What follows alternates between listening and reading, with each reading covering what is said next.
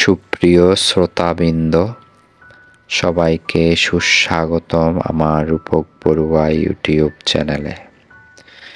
সংঘাতময় এই পৃথিবীতে বাংলাদেশের সংখ্যালঘু হিন্দু, বৌদ্ধ, খ্রিস্টান, চাকমা, মারমা, আদিবাসীদের নির্যাতনের এই ক্রান্তি লগ্নে নিজেদের মনকে সুস্থির করার মানসে ভগবান বুদ্ধের হাজার হাজার বছর অতীত পূর্বজন্মের জীবনী সম্পর্কে পবিত্র ত্রিপিটক হতে সংকলিত শ্রী অঞ্জন ভৌমিকের কিশোর জাতক সমগ্র হতে আজ পাঠ করতে যাচ্ছি তৈলপাত্র জাতক।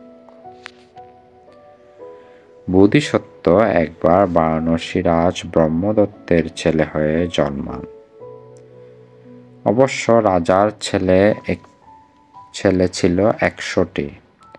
বোধিসত্ত্ব সকলের ছোট। আস্তে আস্তে তিনি বড় হলেন। তার বিচার বুদ্ধিও খুব প্রখর হলো। বোধিসত্ত্ব একদিন মনে মনে ভাবলেন, ভাই, আমার এত ভাই, ফলে এদেশে আমার রাজা হওয়ার কোনো সম্ভাবনাই নাই। তবু একবার ভিক্ষুদের জিজ্ঞেস করে দেখি। পরের দিন ভিক্ষুরা রাজবাড়িতে এলেন, হাত পা ধুয়ে খেতে বসলেন। খাওয়ার পর তারা বিশ্রাম করছেন। বোধিসত্ত্ব তখন তাদের কাছে গেলেন, পাশে বসে কথাটা জিজ্ঞেস করলেন। ভিক্ষুরা বলল, দেখো রাজকুমার, সত্যি কথা বলতে কি, এখানে তুমি কোনোদিনই রাজা হতে পারবে না। তবে এখান থেকে 2000 যোজন দূরে তক্ষশিলা।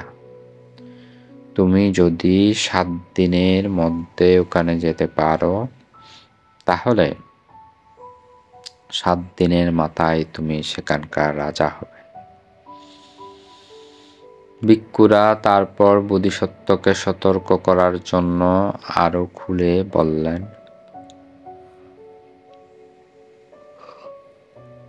রাস্তায় এক ঘোর বন আছে। সে বন বড় মারাত্মক। তবে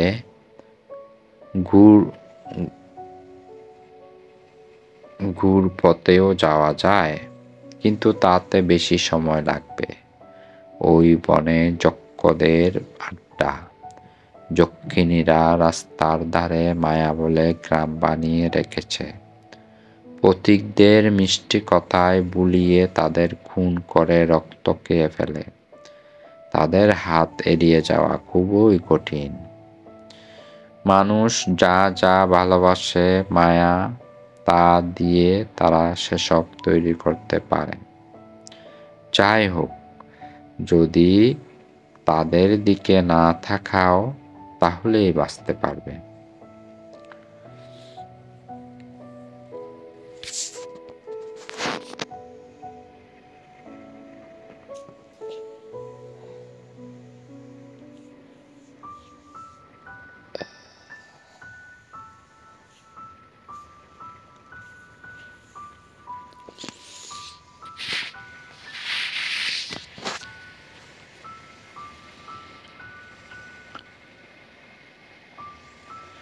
বোধিসত্ত্ব বললেন, নিশ্চয়ই পারব। তবু আপনারা এমন কিছু মন্ত্র পড়া আমাকে দিন, যাতে মনের ভেতর জোর ধরে রাখতে পারি। ভিক্ষুরা তাকে মন্ত্রপুত বালি আর সুতো দিলেন। বোধিসত্ত্ব বাবা মাকে প্রণাম করলেন।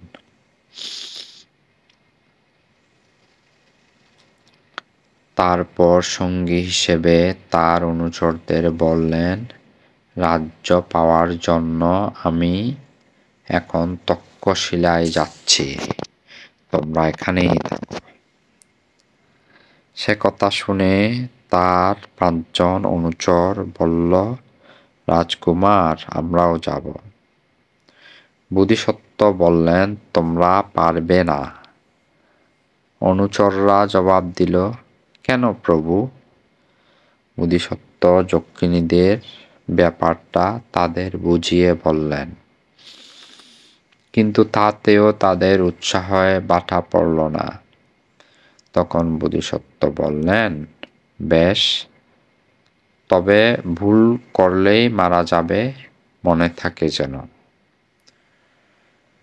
রাস্তায় যক্ষিণীদের সেই মায়া গ্রাম।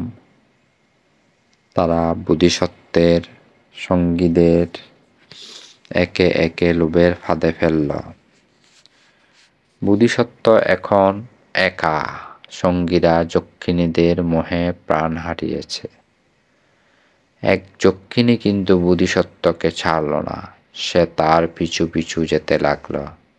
একদল কাঠুরে সুন্দরী যক্ষিণীকে জিজ্ঞেস করল, ওই লোকটা তোমার কে? যক্ষিণী বলল, উনি আমার স্বামী। কাঠুরেরা তখন বোধিসত্ত্বকে ডেকে বলল, তুমি কেমন লোক হে? পরমা সুন্দরী স্ত্রীকে ফেলে ঘোড়ার মতো ছুটছ। বোধিসত্ত্ব বললেন, এ মোটেই আমার স্ত্রী নয়, এ রাক্ষসী। আমার 5 বন্ধুকে খেয়েছে, এখন আমাকে খেতে চায়। শুনে তারা বলল, সত্যি? পুরুষ মানুষদের রাগ বড় সাংঘাতিক না হলে নিজের বউকে রাক্ষসী বলে? যেতে যেতে যক্ষিণী মায়া বলে মা হলো। কোলে কচি শিশু নিয়ে সে বোধিসত্ত্বের পিছু পিছু চলল। রাস্তায় আরও লোকজন, কয়েকজন লোক বোধিসত্ত্বকে একই প্রশ্ন করল, আর তিনি সেই একই জবাব দিলেন। এভাবে তক্ষশিলায় পৌঁছে বোধিসত্ত্ব এক পান্থশালায় উঠলেন। বোধিসত্ত্বের শক্তিকে অমান্য করতে না পারায় যক্ষিণী ভেতরে ঢুকতে পারল না। সে ছেলে কোলে করে বাইরে বসে রইল। তক্ষশিলার রাজা তখন বাগান বিহারে যাচ্ছিলেন। যক্ষিণীকে দেখে তিনি মুগ্ধ হলেন। লোক পাঠিয়ে খোঁজ নিলেন তার স্বামী আছে কিনা। যক্ষিণী বলল, ওই যে আমার স্বামী। কিন্তু বোধিসত্ত্ব বললেন, এ যক্ষিণী আমার 5 সঙ্গীকে খেয়েছে। যক্ষিণী তখন বলল, হায়, রাগের মাথায় পুরুষ কি না বলে। রাজা লোক মারফত সব শুনে বললেন, তাহলে ওকে নিয়ে এসো। যক্ষিণী রাজার পাটরানী হলেন। পাটরানী হচ্ছে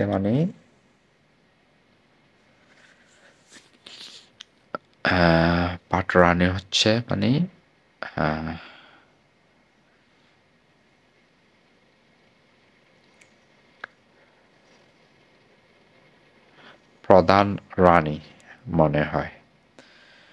যক্ষিণী রাজার পাটরানী হল। আর রাতে যক্ষপুরে গিয়ে সমস্ত যক্ষদের ডেকে আনল। পরের দিন সকাল কেটে যাওয়ার পরও রাজপ্রাসাদের দরজা খুলে না। প্রজারা তখন দরজা ভেঙে ফেলল। ভেতরে শুধু হাড়ের স্তূপ দেখতে পেল। তখন তাদের বোধিসত্ত্বের কথা মনে পড়ল। তাহলে তো সে ঠিকই বলেছিল, রাজা রূপের মোহে রাক্ষসীকে এনে সব শেষ করল, নিজেও শেষ হল। সবাই মিলে তারপর আলোচনা করে ঠিক করল, ওই নির্লোভ মানুষটাই আমাদের রাজা হওয়ার উপযুক্ত।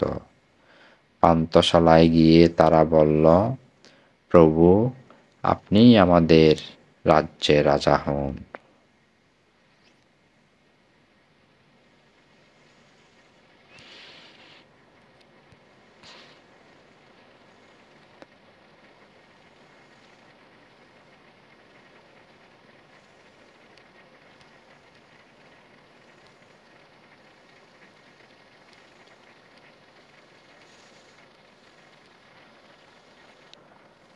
আজকের জাতকটি এখানেই শেষ হলো।